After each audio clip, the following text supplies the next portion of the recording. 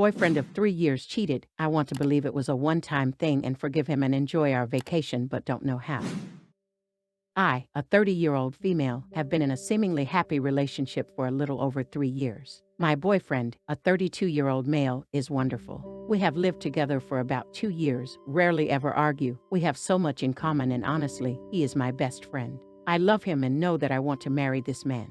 He flew to his hometown yesterday. I flew down this morning, and we are both catching a plane in the morning to go on vacation together for 6 days with 2 other friends of ours. Everything is paid for and cancellations are not possible at this last minute. I've been in our hotel room bawling my eyes out and dry heaving for the past 2 hours. I Uber from the airport, and when he came down to help me with my bags, I immediately knew something was wrong. He looked like hell and was visibly nervous. Once we got into the hotel room, he started tearing up and told me he had something to tell me, that he knows I'm going to leave him, but he can't keep a secret like that from me. He explained how he and a few of his childhood friends all went to a bar and he ran into a girl he went to college with.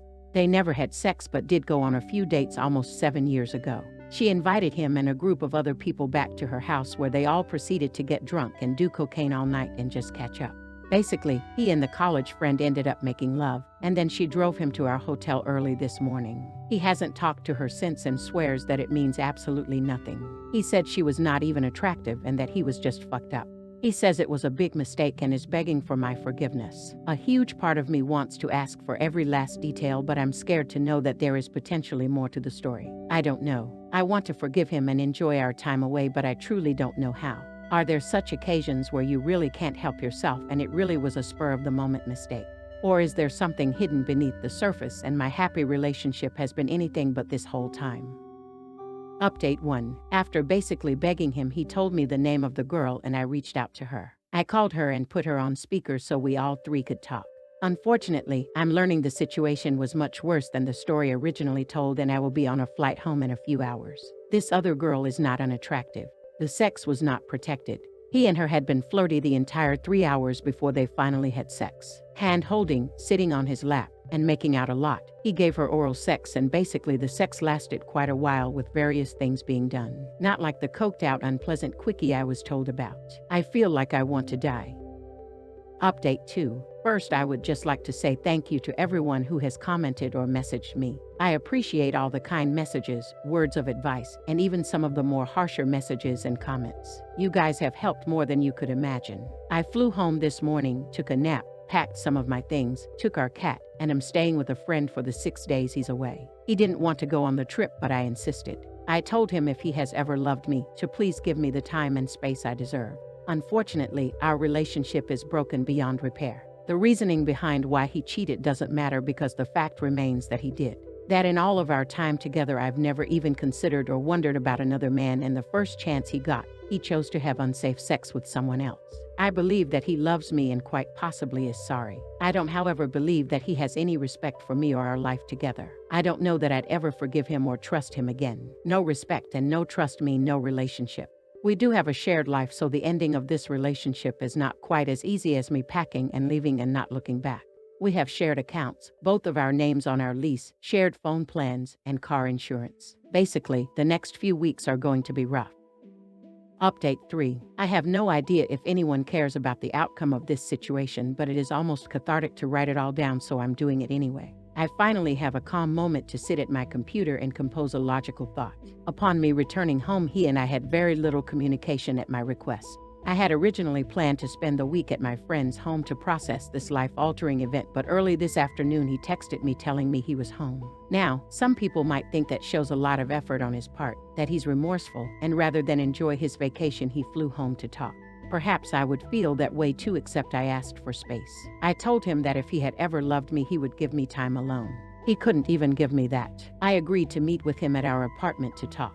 I only wanted to talk about and sort out all the details. Our finances, home, etc. We agreed on paying to break our lease, to stay on the insurance policy and phone plan together for now but unenroll autopay so we're able to make our payments separately. I also asked for him to reimburse me for what I paid for the vacation from hell. I wanted to wrap things up enough at that moment to where I would have to see and speak to him as little as possible. I know that some communication in the future will be inevitable, but right now I can't deal with it. I told him he can stay in our apartment until we have to leave. I packed some more of my things and left. I don't know if he looked upset or if he was crying. I honestly barely heard anything he had to say because I was so enraged at the person in front of me, a complete stranger. I don't know if the past 3 years were all a lie. I don't know if he has cheated before or if he would cheat on me again. All I am sure of is that he was capable of lying and cheating now. I refuse to be another cautionary tale of a woman who loved someone more than herself, so she forgave a cheater only to be cheated on again. There is a big difference between guilt and remorse. Update 4. Thank you to everyone that has commented or reached out after my last 2 posts. I first want to say that I am doing okay. Even after what I am going to say in this post, I'm okay. I am going to attempt to make this as brief as possible because I can't give this situation any more of my heart or energy, but it will most likely be long. Here we go. I am all moved out of the apartment and my things going into storage because I am still staying in my friend's home for the time being. This breakup has proved to be financially burdensome, but somehow money has managed to be the least stressful part of this ordeal. It turns out that I never knew the man I shared my life with for the past 3 years. My ex and I ended up having a conversation on the last day of us moving out. He seemed apologetic and sad and asked if we could talk. He said that he loves me, that he will always love me, and he wants us to stay together. He apologized and said he would stop bullshitting and no more lies. I didn't feel the need to have a conversation, but I did have just one question. I asked him why. I never could have imagined in a million years that he would tell me that the reason he cheated was that I miscarried 6 months ago. Especially because of how supportive and loving he was during that period in our lives, I felt blindsided and betrayed. He said that he knows that it was not my fault, that there was nothing I could have done differently, but it had caused him to resent me, that he was angry. He said he knew how this sounded, which is why he never talked to me about it. He didn't want to hurt me, I, of course, at this point felt sick. My heart hurt in ways I never knew possible. Even the death of my father did not hurt in ways his words and actions were hurting me. Here is this man that I have unconditionally loved and supported for over 3 years. I was his biggest cheerleader in life and encouraged him to be his own person and to still live his own life. I wanted him to be happy. We never went to bed mad at each other, we never called each other names, and we never not kissed each other goodnight or goodbye in the morning. Our relationship seemed great, and yet he's telling me for the last 6 months he has resented me, borderline hated me at times. He admitted to downloading Tinder and chatting with women over the last 6 months. He swore that it never became sexual up until the night he cheated, and that was only because they had a history. I have no clue if that is true. Honestly, I don't care whether or not it is. The cheating is minimal compared to the words he just spoke. We were both crying and I handed him my keys for him to turn in. I gave him a hug and told him that he needs therapy and that I never want to speak to or see him again. I have a therapy appointment next week and will start to work on healing. I am looking at potentially getting a loan so I can get out of anything left that we have shared. I also want to look into moving to a different city, but that is still up in the air. I have changed my phone number and blocked him everywhere. There was never a chance of him and I getting back together, and this just solidifies my decision. This will most likely be my last post on the subject, but I once again thank each and every one of you. Update 5. I thought my last update would really be the last, but a lot has happened in such a short amount of time. I figured I could close this chapter with a neat little bow. First, I want to say thank you to each and every person that commented or messaged from either post. The outpouring of love is more than I could ever have imagined receiving from strangers. I see so many posts on here with much worse stories, and I don't know what I did to deserve the love and support, but I am eternally grateful. Second, and finally, me and my ex have not talked. There is absolutely no way for him to reach me directly, as I ended up moving in with a different friend for the time being. He does not know about this. He still thinks I am at friend A's home and communicates with her if there is anything that needs to be said in regards to business matters. She does not allow him to talk about anything personal, and if he does, she does not pass it along. We have zero things connecting us at this point. In my last post, I talked about possibly moving cities, and well, that happened. I was offered a job I had been trying to get for quite some time, and the position finally opened up. I have been working from home for about a week, will work from home for another week, and then I move. Rhonda is probably not going to be too thrilled, but we have a vet appointment for some kitty meds to hopefully ease the transition. She's the top priority, always. I love my new job, I love my friends, and I love where my life is headed. I wish nothing bad for my ex and have no ill will toward him, and truly hope he can find peace in his life. Often what we lose is nothing compared to what we gain. It's just getting past our human ego and being able to see it. Thank you again from the bottom of my heart for coming along on this journey with me. I wish you all happiness and love in your lives. Now let's see what the community has to say. Opinion number 1 says, "Very proud of you, OP. Good on you for putting yourself first. You are headed in a great direction in life, and I really admire you for not letting your ex hold you back.